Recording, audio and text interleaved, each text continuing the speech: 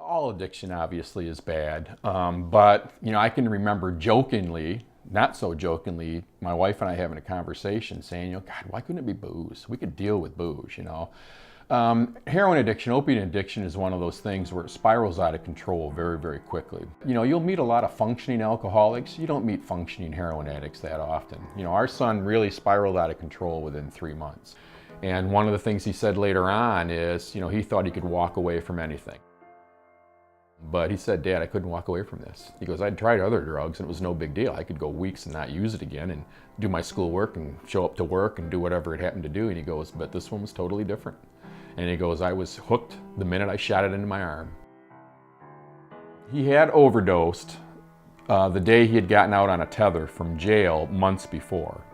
But he overdosed here and we were home and I heard him crash in the bathroom. Those first 48 hours are the worst with these addicts.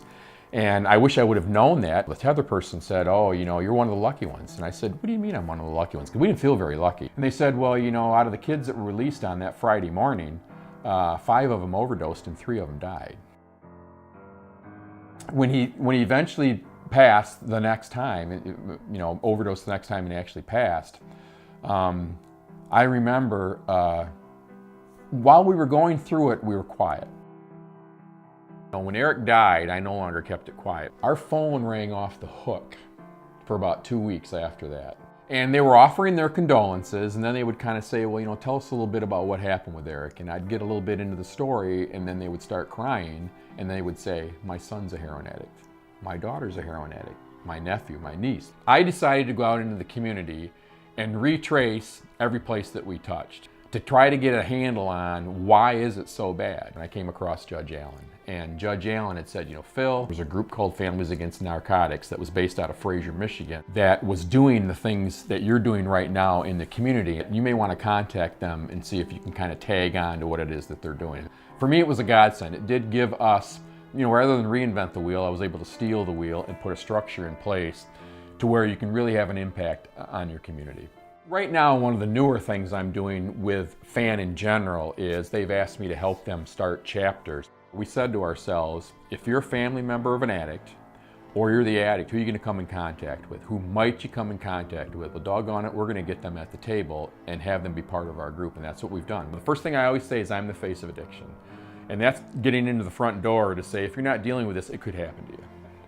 A group like ours is really beneficial to you because we really are trying to break the curtain down a little bit so that it isn't so stigmatized, so that you can find not only a support system for yourself, but for your kid or loved one as well. We happen to be the Okemos Ingham County chapter, and again, I specifically call it Okemos because I want people to know it's a suburban problem.